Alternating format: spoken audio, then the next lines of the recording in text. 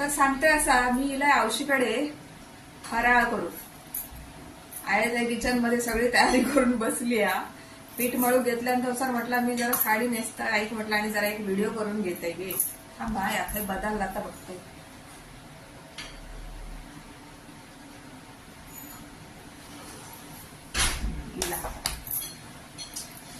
तर भाऊ कामावर गेलो तर त्याचं टीव्ही माझ्या ताब्यात घेतलंय. त्याचा ह्या टेबल लॅपटॉप ठेवचा लॅपटॉप व्हायचं ठेवलंय आणि म्हटलं आपण मनसोक्त व्हिडिओ घेऊन करून ठेवायचे.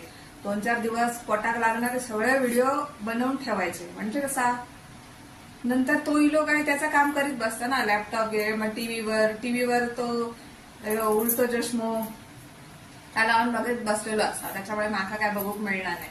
भांडण घेतय मी रिमोटच्याकडनं कधी कधी, पण कसं ना तर लगीन झाल्यावर ती जरा चांगल्या बहिणीसारखी वागा पोया. हे का माहिती आहे घरातल्या मी कसं आहे पण तिकडच्या तरी चांगलाच दिसा खोया ना म्हणून भांडत नाही. घे बाबा तुझं काय तर रिमोट असं म्हणते. कधीतरी कोण नसताना चालतात असा. सबस्क्राईब कर सारख्या सांगायला लावू नको माका. एवढी खटपट करूक ना खूप कंटाळा येता. आयकडसून बघून हसता माका दाखवते थांबा.